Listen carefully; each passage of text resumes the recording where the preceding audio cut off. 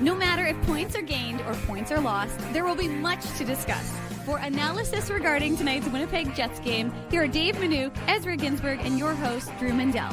The Illegal Curve post-game show, presented by Play Now, the official sports betting partner of the Winnipeg Jets, starts now. Good morning, Winnipeg. Good morning, Manitoba. For all those joining us this morning live on our YouTube channel and all of our social media platforms, we say good morning, universe, and welcome to the Illegal Curve post-game show. Along with Dave Manouk, along with Ezra Ginsburg, I am your host, Drew Mandel, here on this Wednesday morning to talk about the Winnipeg Jets' come-from-behind victory. 4-3. They go into San Jose. They squeak out the victory. It's a the rare come from behind victory, guys, where they at the same time also gave up the lead on two separate occasions. But it just shows the Jets never give die attitude in coming back after trailing 3-2 late in this game to tie it up and then take the victory by the 4-3 margin.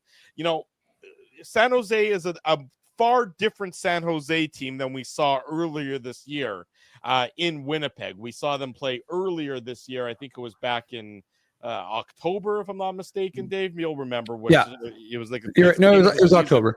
Yeah, where the Jets went in there and they destroyed San Jose by an 8-3 margin. A completely different team, if you remember back on October 18th when they played. No Macklin Celebrini, no Will Smith, different goaltender in the lineup. The Winnipeg Jets faced a different team. And San Jose, as much as it's a good victory for the Winnipeg Jets, and it is, San Jose also impressed me in the course of tonight's game, Ezzy. Yeah, absolutely. And I agree with you, Drew. Like, the Jets really did squeak that win out tonight. Yeah. Right? Like, they left it till the last couple minutes of the game.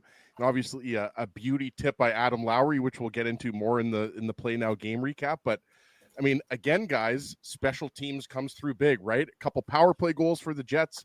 They kill that penalty that Nito Niederreiter took, the illegal check to the head. Ruth Niederreiter is not going to be happy with his son Nino taking that penalty. It almost cost the Jets the game. And obviously, guys, you know, like it looked like that 3-2 goal by Fabian Zetterlund might be the killer, where the Jets, got caught. Neil Pionk got caught pinching, and then no one covered for him.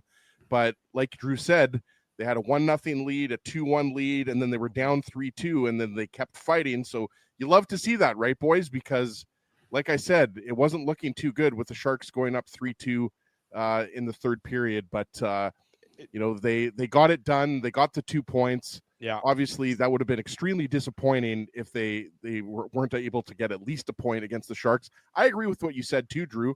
I mean, like, obviously, Celebrini makes a huge difference. Yeah. But there's been other moves too, right? They brought in obviously Kovalenko and Gorgiev. Yeah. Gorgiev, obviously, I wouldn't say he had a great night. I wouldn't say he had a terrible night. He made some nice saves, but you're right. He was hit or miss, which is really the reputation that he has as a goaltender.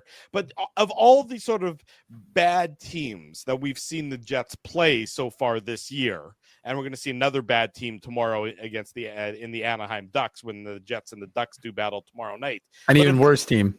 Yeah, far worse. San Jose, to me, is the best of the bottom feeding teams that the Jets have played so far this year. There's a lot of talent on that team. I mean, Celebrini, you mentioned Zetterlund, Will Smith, Eklund. Eklund, yeah. E5, Eklund. Throw Tyler Toffoli in there as well. Only against the Jets, has he? Only against the Jets. Yeah, but what does he have, 11, 12 goals? Like, he's having a decent year. Yeah, he's a player. Well, hey, when you leave him wide open in front of the net, it's easy to get a lot of goals, I would say. But no, I mean, the Sharks are definitely a different team, like you said, Drew, than the one the Jets defeated 8-3 in October. Yeah. And I'm not suggesting the Jets took their opponent lightly tonight or anything, but Jets weren't. I mean, this was not a rosy win, as we tweeted to end the game. A win is a win, and you put the 2 points in the standings bank. But there were long stretches where the Jets were asleep at the wheel, especially to start periods. Right, 7-0 shots in favor of San Jose, and you could talk about the quality of the shots if you will, but you don't have possession of the puck. It's not ideal. And so San Jose outshoots them. I mean, it was 7-2 to start the game. Yeah. And then the Jets went on a bit of a flurry, and then it was 7-0 to start the second period. And then the Jets, again, like I said, got a little bit back into it. And even in the third period, I think it was like 3-0 for San Jose to start that third period. So the Jets' starts in this game weren't ideal. And there were definitely some brain farts, I would suggest, in front of the net, which we'll get into during the recap. But ultimately, at the end of the day, the Jets are the better of the two teams. And like I said, like as he said, and it's worth mentioning, the special teams continues to be very good. And then the power play, the Jets are back in first place. After the last game, they were back in first place as the best power play unit in the NHL. And their PK, though, continues to be a little bit of an area of concern. They're down to 21st, I think. So they had a little bit of a slippage and, of course, gave up another power play goal this game. Yeah, but it came up big right when it mattered most. And I know, Dave, they still allow a goal, so you don't like that, right? Like ideally you'd like to go a perfect. What did they go 4 for 4 last game? Yes, yeah. But they got the kill when it mattered most, when Niederreiter took that illegal check to the head penalty, right? And for me, the story is the power play, and the story was how good the Scheifele Connor Velarde line played. Not just I thought they were good at 5-on-5. Remember, Scheifele had that amazing chance right in the slot, in the third period. Velarde, I thought, was excellent, right? He had the hat trick of assists, as Dave M pointed out on X. So sometimes, Drew said this before on the show, I think. He said sometimes good is enough, right? Good enough. Sorry, I screwed that up. But that was really the case tonight, right? Like, you score a couple power play goals, you take advantage of those opportunities. And obviously, your team, I mean, again, I from the Jets' perspective, they didn't play that well. They got better as the periods went on, to your point, Dave. But to me, the Jets winning this game in regulation is just a function of them knowing how to pull out victories when you least suspect it. And San Jose, being a young team, is trying to figure out how to close games out. That's what they don't know how to do. That's what comes with experience. That's what comes with some time, being, with the lead. It takes time to sort of get that killer instinct, whereas the Jets, have it over all these years. We don't know what's going to happen come playoff time, and obviously that's really where it matters the most. But when it comes to regulation victories, the Jets are one of the best teams in the regular season, and they know how to find wins where it doesn't seem like a win is going to be plausible for the Jets. And I think you saw that particularly in the late in the third period. Look, anytime you can score 2 goals in the back half of the third period to tie and then win the game, you're doing something right. And that to me is just the Jets' experience. It's their know-how. And I thought that their size and sort of strength became a more significant factor as the periods went on and as the games went on. They started to lean a little bit on the on the Sharks. The Jets have old man strength as compared to the youthful San Jose. Just like Sharks. You, Drew. Yeah, me. That's just from eating too much is what that's from. But I just thought that was sort of the Jets, their calm and cool commitment to winning, to playing the game that they needed to play. They made some mistakes. We'll get into those mistakes certainly, but I was impressed with the Jets' refusal to sort of compound their errors or anything.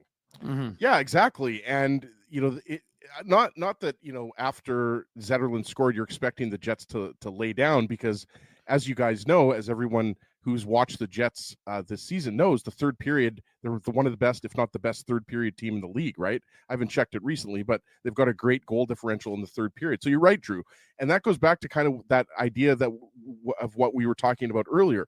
5-on-5, the first couple periods, the Jets weren't great, but a couple power play goals, like that is the difference in this game as far as I'm concerned. Obviously, the Jets were down 3-2, but for me, that's been really the story of much of the first 33 games of the year, is that the power play always comes up big. And I mentioned this earlier, Kyle Connor, I mean, it looked like he was going to score a hat trick. I agree, obviously, as well with the comment that we had up earlier. I thought Nino Niederreiter had quietly a really good game, minus the penalty, but I thought that line, I thought Mason Appleton, Lowry, and Niederreiter just kind of quietly, like you said, Drew, it's a big line. Once once they get it working down low, you heard Kevin Sawyer talk about it. We've talked about it a lot this year on the post-game shows, right?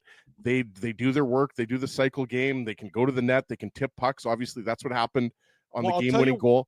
Sorry, as to your point, I'll tell you exactly where I thought the tide in that third period changed is when Nino Niederreiter had that strong net drive on Macklin Celebrini. I mean, Celebrini was back, playing in a defensive role, being defensively responsible. And I think you saw Niederreiter say two things. One, I have a forward playing defense, so that's usually a go opportunity. And two, Macklin Celebrini, for all the talent that he has, and he's got a tremendous amount of talent, Nino Niederreiter is bigger and stronger than he is. So he wants huge mismatch there. Yeah, he dropped the shoulder and he had that real strong net drive there. And I think that was sort of the trigger to get the Jets a little bit back with getting their groove back on in the third period tonight.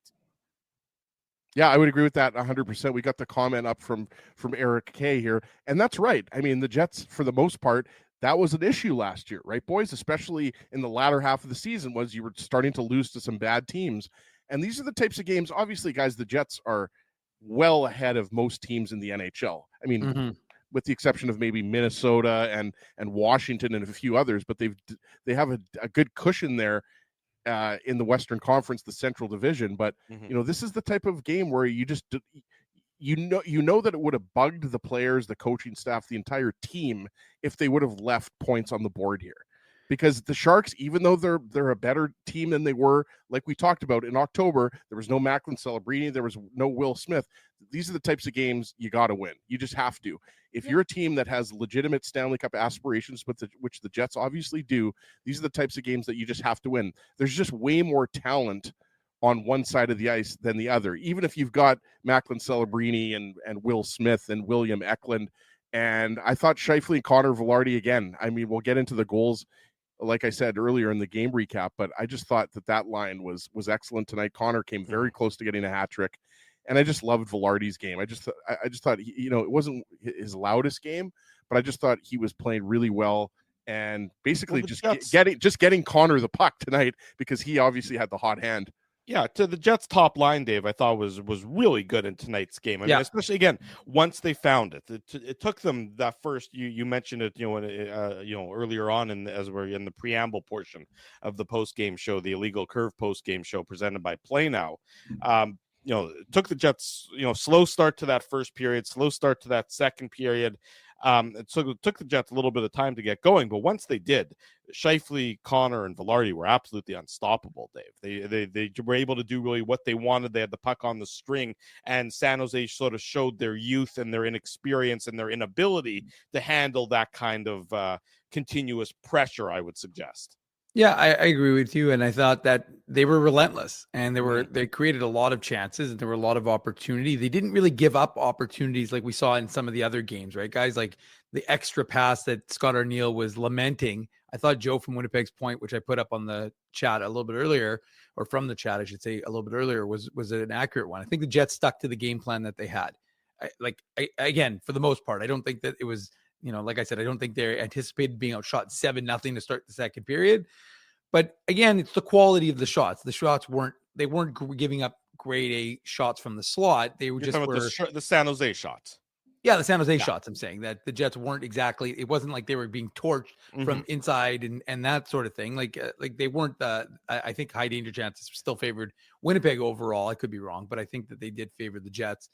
But ultimately, I just thought they did 9-6 at 5-on-5 over the course of the 60 minutes. Yeah. So I mean, I think what you're saying though, Dave, is at that point in the game, right? And that to me is the biggest concern. And I've said this on the Saturday show, and I'll say it again here. The biggest issue for me is these big chunks of games, guys, where the offense kind of dries up and the Jets don't generate a lot of shots. That to me is still my biggest concern about the way they're playing right now. Does that have a lot to do with Nick Ehlers being out of the lineup? Of course it does. Nick Ehlers is arguably their most dynamic player. Apologies to Kyle Connor and Mark Scheifele.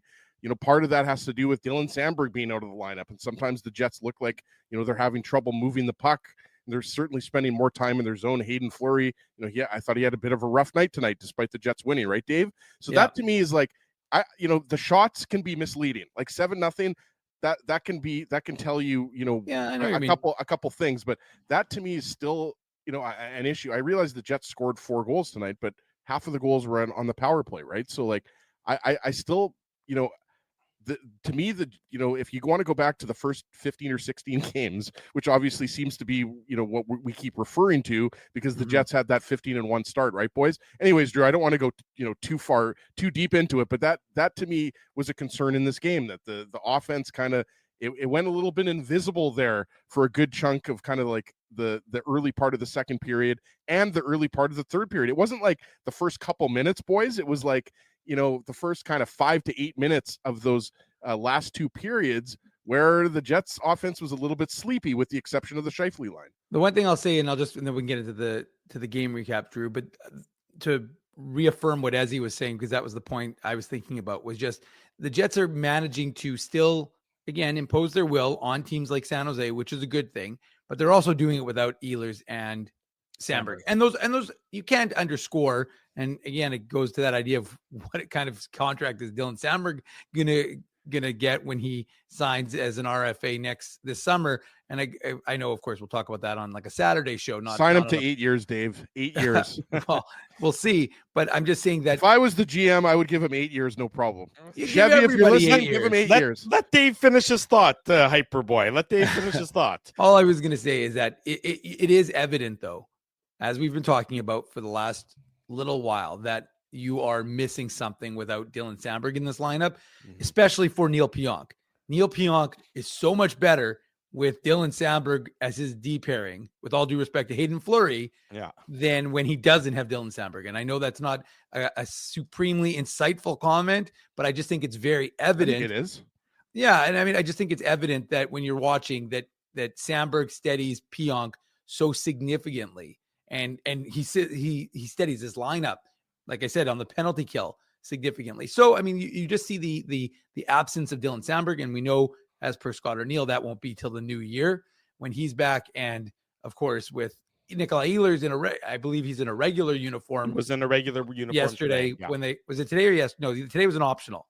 Right. It was yesterday when they practiced. Yeah. Yeah. So Nikolai Ehlers, again, close, but we'll see. So, I mean, like I said, maybe he plays tomorrow. Yeah, I would. Maybe he plays tomorrow. The interesting thing I have to say, and I know we want to talk about the game, but when Nikita Chibrikov blocks that shot, I will tell you, as someone who watched all of his AHL games, if the Jets if that would have been like a penalty and there was a power play, he would have been up and on the power play, no question, within a minute and a half. But like, it's but I will say that point, though, they don't have an extra forward on this. That's what I was going to say. There's no Gustafsson because he's in concussion protocol, right? And they have no. So you're saying, Drew, you're saying that they kind of said, Chibi, get back out there. No, I'm saying that tomorrow, if and who knows what, because Chibrikov got swapped, but Iafallo moved up and Chibrikov moved down. So I don't know. We don't know what the state of Chibrikov will be for tomorrow's game. But 11-7 could be an option for the Jets tomorrow, if they don't have 12 healthy forwards, unless they airlift somebody to Anaheim.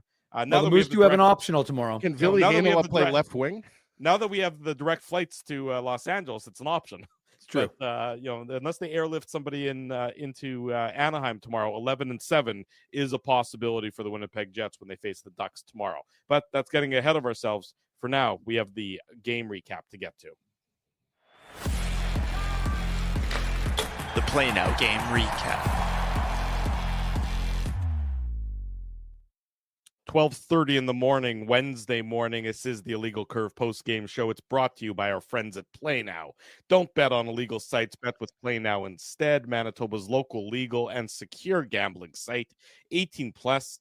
Enjoy responsibly. Drew Mindell, Dave Minuk, Ezra Ginsburg with you, talking about the Winnipeg Jets 4-3 victory over the San Jose Sharks. If you haven't already done so, smash the like button, subscribe to the channel, subscribe to the podcast, tell your friends, tell your family. The best place to be tonight, right now, and then again tomorrow night after the Jets and the Ducks game, and then again on Saturday morning, and then again on Saturday night is the Illegal Curve YouTube channel. But hold on though, Drew. Is it is it night or is it morning? Because earlier you said morning and now you're saying tonight. So I just want to. Ezzy, it's 12:30 in the morning. You got to cut me some slack. Normally I'm up at 12:30 right now just because I've woken up after falling asleep. I have to go take a pee. Instead, I'm still just up the entire time. So you cut me some slack here a little bit. I will cut you some slack for Thank sure. you. I'm going to get my mornings and afternoons and evenings messed up for the next couple days because of these back-to-back late ones. But that's okay.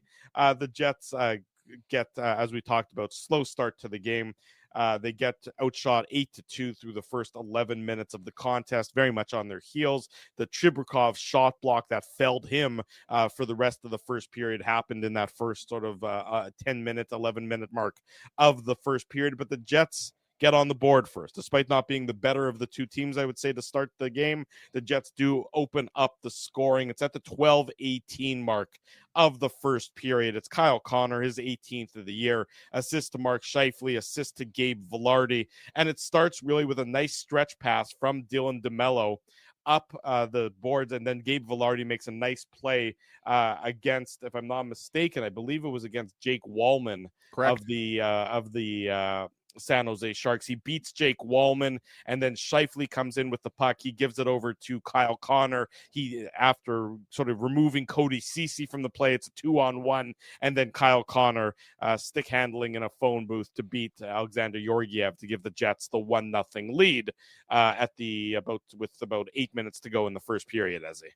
Yeah, you mentioned the like when you talked about the Jake Wallman, the Gabe Vilardi play and Jake Wallman. To me, that's the key play that sets this all up, because obviously it's a beautiful move by Kyle Connor. And you also mentioned, it's a nice he identifies Dylan DeMello, like, to me it almost looked like a set play. I don't know if we could call it a set play. The only people that would be able to tell us that would be Gabe Vilardi and Dylan DeMello and maybe Scheifele and Connor. But I just love how Gabe Vilardi uses his size on the wall to Jake Waldman and gets it to Scheifele, who, like you said, just outweights Cody Ceci and takes him out of the play. Mm-hmm. And then obviously Kyle Connor does the rest, right? So just a great execution all around by all four players involved on that goal.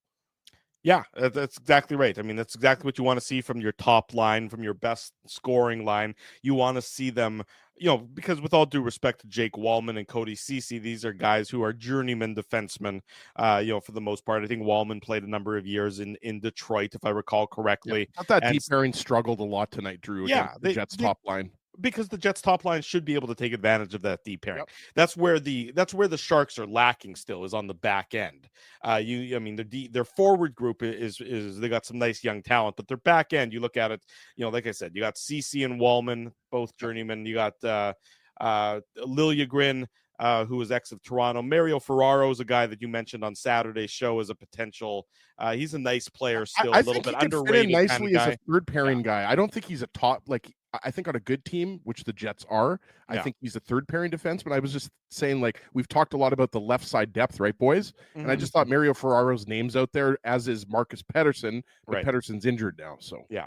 Jan Ruda, he's another veteran guy who's been bounced around, this league. And then they got the one young player they have on the back end is Mac Medulin, who they got from the New Jersey Devils, former first-round pick of the Devils, if you recall. That was in the Timo Meier trade.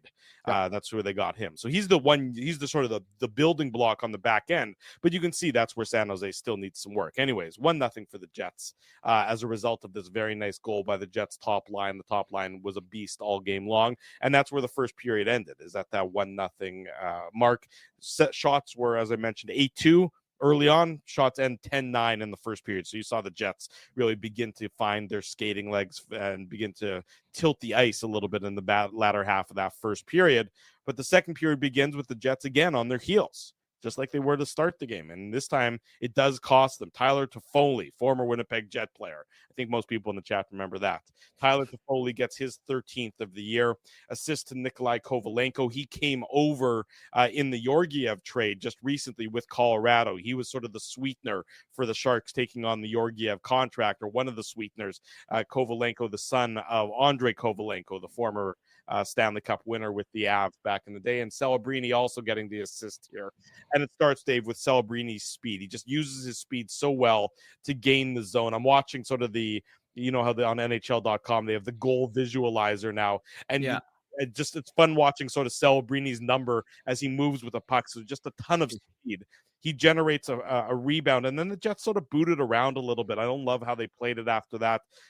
It was a combination of Alex Iafallo and Vlad Nemesnikov and Hayden Fleury. Played a little bit of hot potato, and then the puck comes back out from Kovalenko to Toffoli, and Toffoli makes no mistake, tying it up at 1 goal apiece at the 152 mark. Yeah, and when I first saw the play, I thought maybe the Hellebuck rebound wasn't ideal, right? But then I realized he actually kicked it out right to his forward. Yeah. But the problem was that Vlad Nemesnikov gets tied up with Nikita Chibrikov. And so then because they get their signals crossed, instead of having really an easy outlet for that puck, the puck goes into the corner, because really, like I said, he makes the initial save, and then there's 2 Jets there. There's no Sharks anywhere near there. The problem is Chibrikov and Nemesnikov, like I said, hit each other, and then Fleury takes his guy, so he's fine. The problem is, and I don't want to pick on the man who's playing in his 500th NHL game and 399th you'll have an opportunity to do that on a goal a little bit later on in the post-game show. But in his 399th wearing as a Jet, of course. Yeah. Neil Pionk is in no man's land. He's watching behind the net. He leaves Tyler Toffoli, who, Tyler Toffoli didn't match what the Jets want to do. That was much as was clear, when they traded for him. He didn't fit, right? He didn't fit as a guy who could play with any speed, but it doesn't take away his ability. He's still on base for 30 goals. No, well, it doesn't. That's why I texted you, Dave, during the game. I'm like, people can malign Toffoli all they want. The guy scores goals wherever he goes, though. Well, I agree with you. He's slower, especially now he's in the back half of his career, right? But I just wanted to say, the guy scores goals. That's what he's paid to do, right? Well, and he scores goals from that exact spot, right in front of the net. Yeah. And so and like I said, he's still got very good hands. So he puts that shot past Connor Hellebuck. And so you like to see Neil Pionk play a little differently, because he is caught in no man's land, which is something we've seen from this decor a little bit, is that they sometimes get lost in translation and they're not where they need to be. And as a result, Tyler Toffoli has an easy shot and puts it in to tie the game 1-1. Yeah, they tie it up at 1 goal apiece early in that first period, and then the Jets special teams gets their first opportunity to go to work. This is with Mac Medulin in the box. He's got a hooking penalty. Who does he hook? Adam Lowry. Adam Lowry was coming into the zone on a rush. Mac Medulin hooks him. The Jets power play goes to work, and you just see exceptional puck movement and player movement from the Jets to lead to this goal. I mean, it's Scheifele. It's back up to Morrissey. Morrissey goes down the wall, down to Perfetti. Perfetti down to Connor. Connor and Perfetti switch. Connor to Velarde, then Velarde down low to Perfetti, then Perfetti across to Scheifele, and Scheifele into the back of the net. It's just an absolute, it's in sync, not the band, but it's just, it's just so connected and so one step ahead of the defense. There's no pausing, there's no waiting. Everybody's in constant motion. It's so difficult to defend this, and the Sharks weren't up to snuff in trying to defend it, to be perfectly honest. And the Jets, with on Scheifele, his 17th of the year, assist to Perfetti and Velarde, make it 2-1, Ezzy. Yeah, the word that resonates with me, Drew, that you just mentioned is motion, right? Like that to me is, it's quick puck movement for sure that has made the Jets power play successful this year, but it's also the motion. And remember when we had Coach John Goyens on and he broke down the power play, it's the fact that these guys can move in and out of the bumper slot. They can move in and out of the down low spot, right? These players really are interchangeable, and they give you very similar type of skill sets. And Perfetti obviously has filled in admirably for Nick Ehlers on the top power play unit. But yeah, it's just between Perfetti and Connor and Velarde, it's just beautiful puck movement. And I love the fact that, again, this is just a little subtle thing that I noticed, but it's a beautiful pass by Perfetti, but he easily could have just stuffed it in, right? Yeah. Gone to the net. And that's what I think shows you when scouts, every year we talk about prospects and you hear about hockey IQ and good hockey IQ.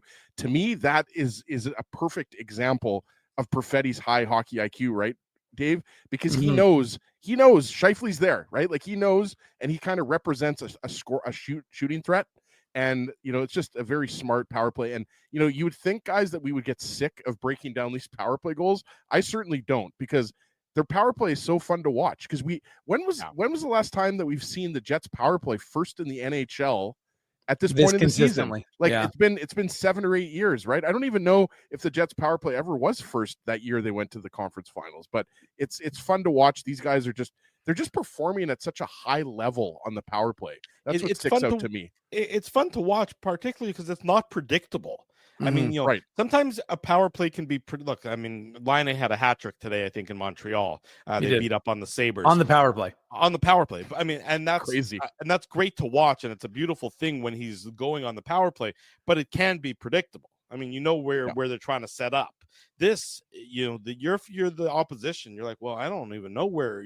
It's a constant motion. If you think you're going to take one thing away, the Jets are going to pivot to something else. At least tonight, this was a beautiful power play goal. This is the kind of power play goal that's going to get taught on video for teams and young hockey players. Just constantly be in motion. Don't let the puck stand still. Don't be a puck stopper. Be a puck mover, and good things are going to happen. Well, Drew, just quickly to your point, right? I've got the replay up here and I'm just watching it again, right? Like you've got Scheifele in the, you've got Scheifele, Velarde in the bumper, and then you've got Connor down low, and then Perfetti and Connor switch down low. But easily, if that power play continued, you'd see Scheifele in the bumper spot, and then Velarde goes net front, right? Like it's just, like you said, it's not like 2017-18 when it was Wheeler cross ice to Laine, again and again and again. Mm-hmm. And obviously it's still working for Laine in Montreal, but you're absolutely right when you say it's really hard to focus in on not just one player, but it's hard to focus on two players because there's just so much movement and there's so much skill there that it's just fun to watch this year. It really is. I was just going to add in, and that was their first shot of the period. Well, I mean, that's true. First shot, I guess if you're going to score on your first shot, then you make it count. The Jets all had a couple chances to make it 3-1, which probably would have put the game away. And then Georgiev, I thought, had his best stretch of saves in the course of the hockey game. He sort of solidified it a little bit for the San Jose Sharks. Cole Perfetti had that really nice shift where he sort of circled around and he had a strong net drive there. Scheifele had a nice opportunity on a one-timer that Georgiev made a save on. So the Jets had a couple opportunities. Timothy Liljegren, there was a loose puck right next to Georgiev that Liljegren tied up Rasmus Kupari's stick. All this in the second period after the Jets had made it 2-1. That could have easily made it 3-1. Instead, what happens? Colin Miller takes a tripping penalty on Macklin Celebrini, and then Macklin Celebrini makes the Jets pay for that penalty. He makes Colin Miller pay for it with a backhand goal, assisted Jake Wallman, assisted Tyler Toffoli. Connor Hellebuyck's not going to like this goal. I don't think he necessarily saw all of it, but it's not a hard backhand. It's maybe a well-timed backhand. But this is one that usually Connor Hellebuyck saves, but he doesn't in this case, and it made it 2-2 at the 17-11 mark of the second period, as he. Oh. Yeah, well, I thought you were going to Dave there, but I'll take it. Whose turn was it there? I thought it was. You know what? I'll throw to Dave. I'm a team player. Okay, sorry, Dave. I got. I was like, wow, as he's getting 2 in a row. I guess. I'll say, Dave, is that I didn't know if Celebrini did this on purpose or not. I had to watch the replay, and I think he did do this on purpose. First, it looked like Logan Stanley might have put it in his own net. But yeah, you take this one, Dave. Well, no, I mean, to me, I don't know what Logan Stanley's doing on this play. And I know some Jets fans at least are going to be like, well, we understand that sentiment, but he's got to take Toffoli. He's got to take him more aggressively. And look, you want to talk about old man strength. Tyler Toffoli has that, and he's a veteran. He knows how to do it. But to me, Logan Stanley has Toffoli's not moving fast, and then he intentionally puts himself behind Toffoli as they're going around the net, which puts himself in a bad position because Toffoli has body position on him and can get the puck. Kick the puck out to the point like he wanted to. So now Stanley doesn't have the puck anymore. So he tries to get to the front of the net. Well, in his path to get to the front of the net, he knocks Dylan DeMello out of stride. So DeMello's maybe a fraction of a second slow to get to Celebrini. I think Celebrini intentionally did that. Mm-hmm. And then if you're Logan Stanley, why are you allowing the front of the net to be completely... We've talked about this. You cannot leave the front of your net unprotected. There's no threat anywhere else right now. You can take a look to see if anybody is pinching. Nobody's pinching. You have to clear the front of the net. That's your responsibility as the D-man. You've got Dylan DeMello taking Celebrini. If you're Stanley, you've got to clear the front of the net. You can't allow Connor Hellebuck has no view of that shot in my mind, Drew. So I think Celebrini, credit to his high hockey IQ, he sees the screen. He figures, why I don't have to make a hard shot. I just have to get it on net, and the screen creates the opportunity. And with Stanley just in no man's land, where he put himself for the record, the Sharks tie the game.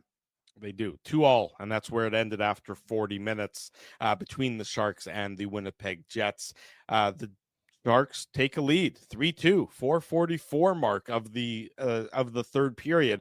Ironically, the Jets had actually been playing decent at this point in time in this period, earlier in this period than they had been in the first two periods. They have some good pressure deep in the San Jose zone, and they get caught up there. And Neil Pionk has to have more puck awareness than this. I mean, it doesn't appear to be a dangerous play. The Jets have the puck 200 feet away from their own net. And then you see that Mikael Granlund does a nice job in sort of pinching off Neil Pionk against the boards, leading to 2-on-1 for the San Jose Sharks. But Pionk, I think, needs to have better awareness of where the threats are coming from in this case. Kyle Connor, no forward, comes back to help Neil Pionk here. Connor sort of gets caught up a little bit in the wash. And, I think he's trying to get back, but there's a lot of sticks and skates and bodies that are in his way. And it's a 2-on-1. And it's Fabian Zetterlund getting his 11th of the year assist to Jake Wallman. The only defender back for the Winnipeg Jets is Hayden Fleury at this point. It's a nice pass from Wallman, and Zetterlund sort of looks past, and then he freezes Connor Hellebuck and beats him with a real nice shot. Zetterlund, another one of those nice young forwards for the Sharks, and he gives them a 3-2 lead with just over 15 minutes to go in the game. Yeah, another former New Jersey Devil, right? There's a lot of them on the San Jose Sharks. I think, what you said there, Drew, that really stands out to me on this goal is obviously, okay, so it's the Scheifele line, right? They're out there, and they have good pressure. So Neil Pionk is pinching in. Okay, fine. The problem is... But there's not a pinch opportunity there. I don't know what he's pinching at. Well, he was up in the play. Like he was already too far up. He was up in the play. And like you said, Drew, to me, it's like, okay, fine. Obviously the Jets have the go ahead, especially the more offensive minded defensemen. You even see Dylan DeMello do it sometimes, but you definitely see Josh Morrissey do it. The problem with Josh Morrissey is he, at this point in his career, he's just a master at doing it. He knows when to do it. He knows how to get himself back. Not saying that Pionk doesn't, but the problem is, Connor, if you want to call him the F3, he's kind of high at the blue line. But what he does is he kind of vacates that position.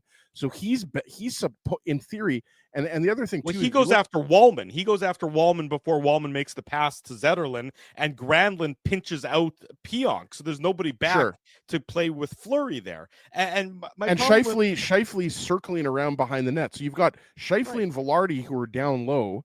And Connor then like you said, Connor gets bumped out of position, but he's also kind of like, to me, Connor has to anticipate what's happening a little better. Like he has to see that Neil Pionk is deep, like fairly deep. And yeah, there's a little bit of a play there, but like, it's just, there had to be better coverage for Pionk. That just simply put, and that's why there was a 2-on-1. That's why there was a goal scored there, because Kyle Connor didn't cover for Neil Pionk, as far as I'm concerned. Well, but I would say it's twofold. That yes, there needs to be better communication and better awareness there, Dave. Maybe Connor needs to be a little bit more aware of where Pionk is in that instance. But I also think that Pionk in that needs to have more awareness that there's not really a need or an opportunity there for him to be so aggressive. That line, the Scheifele, Velarde, Connor line, has been able to win their minutes dramatically in the course of this game without needing a pinching defenseman. I just didn't see any good coming out of Pionk being that aggressive at that opportunity. And then compounding that is that you have Connor and Connor maybe misreading the play as well a little bit, and him also being too aggressive. So and I just want to say one thing, Dave, before you get in here. That's the Kyle Connor that giveth and taketh away, right? Like Connor scores 2 goals, almost scores a hat trick tonight. So obviously, we're not going to crap on Connor too much because he was arguably the Jets' best forward. But in that particular play, like Drew said, it wasn't just one or two players. It was the Pionk, probably an ill-advised, staying deep a little bit too long. Connor going for a little bit of a skate, vacating his position. And then, Velarde was deep. Anyways, it was a bad goal. Luckily, the Jets were able to tie it up, get the win, but it looked like that could have been a killer early in the third. Yeah, very much so. Well, and I'll just add, no, I was just going to add, because to me, the thing that I don't have a problem with the D pinching, because the D have pinched and they play a little aggressive, and it's early in the third period. It was 15 minutes to go in the third. So it wasn't like It was 10 minutes to go or 5 minutes to go. And like, as he's right, the reality is, like, the Jets are supposed to cover. I mean, that's the whole point of this system, is that if you see a guy, it's not like you're saying, oh, well, Neil Pionk is pinched, so I can also pinch. I mean, the reality is that that you have to play back. You have to cover for that pinching defenseman because there is nobody there. So like I said, it's presence of mind. It's a little ill-advised, you can say. I agree with Doug's comment. I thought Pionk got kind of interfered with a little bit as he's trying to get back into the play. Brandon did a good job sort of rubbing him out a little bit. I would agree with that. But to me, it's not a traditional pinch, because it's not like there's a loose puck that he's aggressively coming out. I think he's just too aggressive in reading the play. If it had been a pinch, I have time for that one. I just thought that he was more so aggressive. He's jumping up into the play and and staying too deep in the zone, right, Drew? That to me is that's what I was going to say. So if I don't have a problem with the pinch, to me it's the standing and watching after the fact, where you don't have control of the puck, where he needs to have the presence of mind to get back and reassume his position. Because the problem is, if it's a 50-50 battle or whatever it's going to be, there's a chance it's coming back the other way, and you don't want to be caught like he was in no man's land. So that is where I would agree with you, Drew. Like, that's where I don't have a problem with the pinch per se. It's the presence of mind after the fact to not stand deep to, almost the midpoint of the zone. He needed to get back a little bit quicker. Right. So, and I agree with what Jack says on the screen. Communication breakdown. And is that our Jack Tadman, by the way, or is that a different Jack? I'm sure it's a different Jack. I promise you. Jack's probably in bed. It's 1:45 in Toronto, right? Yeah, it's 10 minutes to 2 in the morning. I promise you that he's probably not awake. But that's okay. 3-2 at this point in time for the San Jose. It's the 1 in the morning, Drew, not 2. No, 10 to 2 where Jack is. He's in where Jack is. I think meant for us. I was like, what is going on? Did they already get rid of daylight savings time? What's going on here, Drew? Dave, it's 5 o'clock somewhere. Yeah. So 3-2 at this point for the San Jose Sharks, and the Jets are going to have to play catch up for the first time in tonight's game. But fortunately, when you have the best power play in the NHL, it makes it a little bit easier to do so. Alex Wenberg trips Mason Appleton. He goes to the penalty box. I mean, to the San Jose Sharks' credit, they were disciplined in tonight's game. They only took 2 penalties. It just so happens that both of those penalties ended up behind Alexander Georgiev. And the Sharks, by the way, had a pretty decent penalty kill coming into this game. I think it was 10th or 11th in the NHL. So this was a little bit uncharacteristic, their lack of success there. But in any event, with Wenberg in the box, Kyle Connor just puts on an absolute display of goal-scoring prowess. It ties the game at 3 goals apiece. And most importantly, it's the following. The Seagram shot of the game. Kyle Connor's goal is our Seagram shot of the game. Whatever you might be drinking, we do recommend all of the great Seagram's products, including Seagram's 83, Manitoba's favorite Canadian whiskey. Please drink responsibly, folks. Don't get behind the wheel of the car. I saw a news bulletin or whatever from the Winnipeg Police Service saying that they pulled over something like 30 drivers for driving while under the influence in the over the course of the last week. Now, 1 is obviously too many, but 30 is absolutely absurd. So be more responsible. I know all of you in the chat and all of you listening and all of you watching, none of those, you're all good, responsible people. But in this day and age with Uber and Lyft and taxis and a friend and everybody else being so readily available to help you out when you've had too much to drink, do not get behind the wheel of the car. 3-3. Kyle Connor on this goal. It's just it's a laser of a shot. And what I like about this goal is that you watch Georgiev in the course of this one, Dave. and he just looks like he's flailing. This is a goalie who looks like he knows that the shot is going to be too good, is going to be better than the skill that he has available to him to try and stop the puck. And so you watch Georgiev's style on in attempting to make this save, and he's just absolutely just like hoping and praying, and unfortunately his prayers were not answered as Kyle Connor ties it up at 3 goals apiece. This goal coming at the 11:56 mark, assists to Gabe Vilardi, and of course Mark Scheifele, as that line was incredible both at 5-on-5 and on the power play tonight. Well, and as you mentioned, Drew, their PK came into this game at 11th. So, I mean, it's not like you're playing the 30-second penalty kill, right, Ezzy? And that's a testament to the Jets' power play that you were able to score twice when you needed to and give yourself and your team a boost. But to me, this is what sums up this power play was movement. It was excellent. Mm-hmm. And I just thought everything was controlled. And everything was direct. Everything was with purpose. There wasn't hope plays. It was all intentional. And I thought they were crisp. And I'm going to throw a few more adjectives in there that I can get in there right now, guys. But I really liked all the movement on this. And, as he mentioned this earlier, Gabriel Vilardi's pass is an excellent pass to Kyle Connor through traffic, gets it over to him. And I think I used the word lethal for Kyle Connor's shot because I probably said it, 261 other times, Ezzy, because that was his 262nd goal in a Jets jersey. Although I did like how they said on the broadcast that it was, a historic goal because he moved past Blake Wheeler. I'm like, move past Blake Wheeler. He did that ages ago, but that was a Jets Thrashers goal for record keeping purposes, not just a Jets 2.0 goal. Still has a ways to go before he catches Dale Hawerchuk, 379 in a Jets jersey. Mark Scheifele will be the only one who will probably do that. At least in the near future. But this is just a goal scorer's goal on the power play. How many times have we seen Kyle Connor shoot that puck? I mean, Gorgiev is there. And look, Perfetti is in the position. Scheifele's in a position. That's the whole point about having, assets and options, right? Is that the goaltender has to, you talk about getting in the goalie's head, Drew. He's got to be thinking, okay, I got Scheifele for a backdoor tap in, Cole Perfetti here for a redirection in front.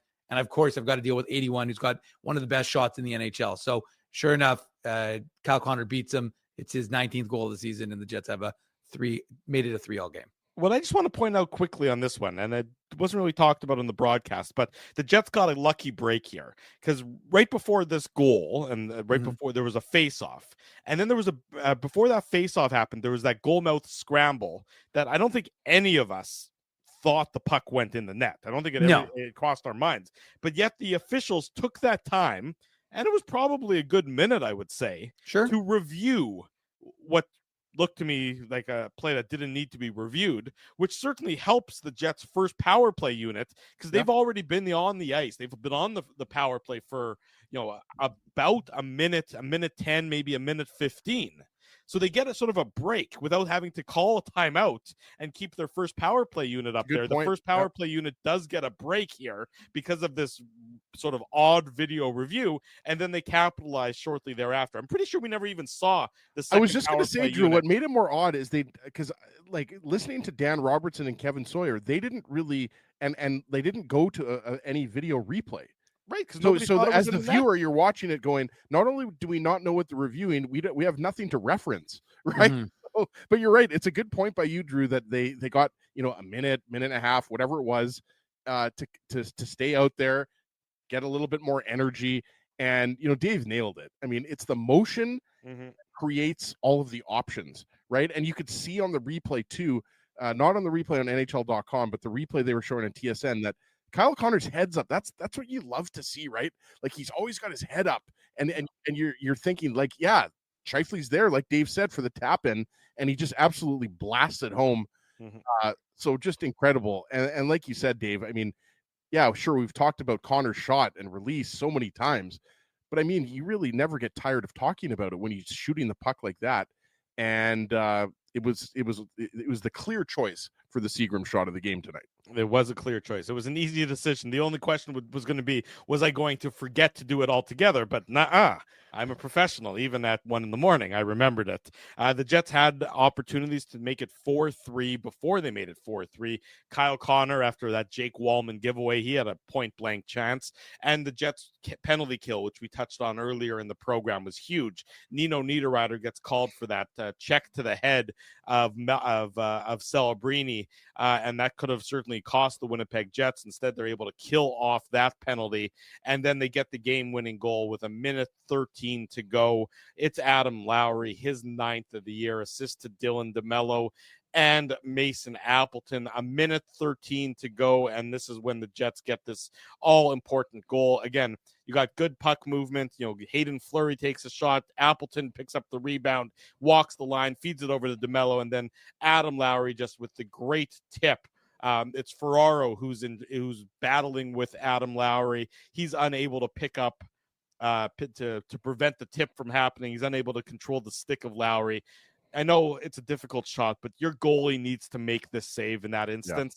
Yeah. He just has to. You need one save, in the key moment that's going to send this game into overtime, and Georgiev isn't able to do it. Great for Lowry, great for DeMello, great for Appleton, great for Hayden Fleury in controlling that shift. But if you're the San Jose Sharks, you absolutely need a save in that moment right there. Yeah, no, you're right, Drew. And especially for a guy like Georgiev, who, let's be honest, Georgiev for Blackwood, Mackenzie Blackwood, that trade is kind of similar to the trade that we saw, Scott Wedgwood for Eustace Ananen, right? Yeah. You're hoping that a change of scenery helps these guys, right? Like, and obviously Kovalenko was the other player thrown in. And I thought that was a pretty astute move by Mike Greer, to be honest with you. They also got a second-round pick out of it. Yeah, it was a good trade look, for San Jose's perspective. Exactly. San Jose taking advantage of Colorado, who desperately needs somebody to take over the net, right? They need somebody to say, I'm going to be the number one goalie here, and they're hoping that it's obviously Mackenzie Blackwood, right? But I agree with you. He needs to make the save, but I mean, we saw that so much in the Jets Avalanche first round series last year, right? Those high tips. Mm-hmm. And Mario Ferraro, we talked about him earlier.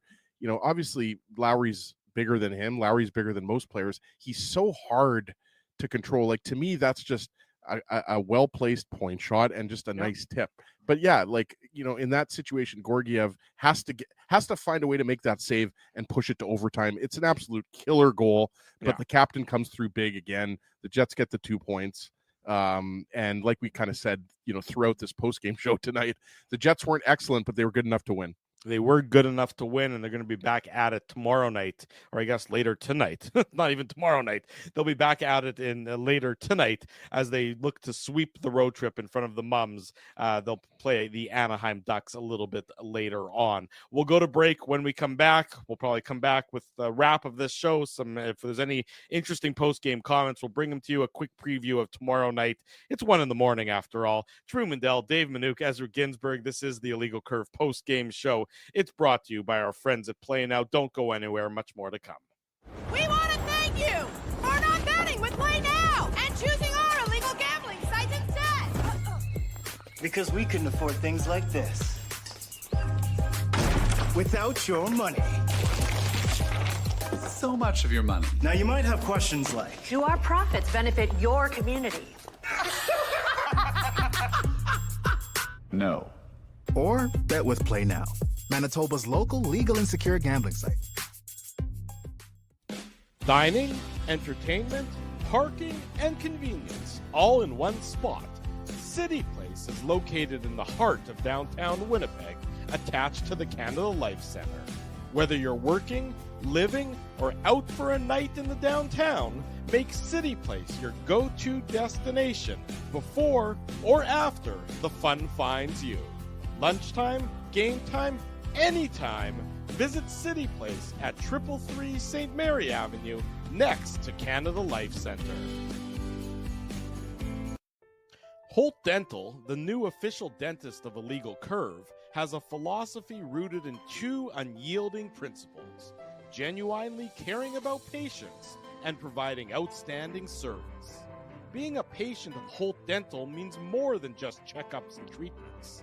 It's taking the time to listen and talk to each patient so they can achieve the best long-term health, functionality, and aesthetics for their teeth, mouth, and gums. Conveniently located at Grant Park Festival on Taylor Avenue, Holt Dental is dentistry of the highest quality in a comfortable and relaxed environment. For more information, visit holtdental.ca. Oh, and there's plenty of free parking at the front door, too. Celebrating its 40th year as Winnipeg's home for stand-up comedy, Rumors Restaurant and Comedy Club has recently been named Canada's top comedy club and a top 5 comedy club in North America. From birthday parties to date night to fundraisers and everything in between, Rumors is your destination for the best and most affordable live entertainment Winnipeg has to offer. For more information on upcoming shows, Rumors' incredible promotions, and to purchase tickets, visit rumorscomedyclub.com. So you're a pizza person, you married a wing person, but somehow your kids are salad people. You can't pick your fam, but you can pick your BP meal deal, starting from $18.99 for takeout or delivery at bostonpizza.com. Welcome back to the Illegal Curve post-game show. Drew Mandel, Dave Manuka, Ezra Ginsburg with you on a Wednesday morning as we wrap up the Jets' 4-3 victory. Come from behind victory over the San Jose Sharks. Jets next in action tonight. They'll be in Anaheim. So that's a 9 o'clock Central Time. That's really depressing for us. Which means... Well, as if it'll make you feel any better, don't worry. We're not on till the 19th, not the 18th. No, we'll be on the 18th because it's a 9 o'clock puck drop. So, Drew, overtime and shootout. Overtime and shootout. That's a possibility. It's likely going to be the post-game show in about 22 hours time. Maybe 22 and a half hours time is when we'll be back again for the Illegal Curve post-game show after the Jets and the Anaheim Ducks. As Dave M would say, dear mama. Yeah, dear mama indeed. But it's okay. We can handle it. I think it's the only West Coast back-to-back this year, as far as I know. But back-to-back, they do play another late. Because I was gonna set the tweet and say it was the latest game of the year, but it's not. There's an LA game in early April that's a 9:30 start. Okay, April 3rd, if I recall correctly. Well, in April, that'll give us about 4 or 5 months to recover from this one. So hopefully we'll be back able to do it by then. Interesting note from our buddy Connor Hrabchuk. Connor Scheifele-Velarde, they had 24 shot attempts and 12 shots on goal tonight.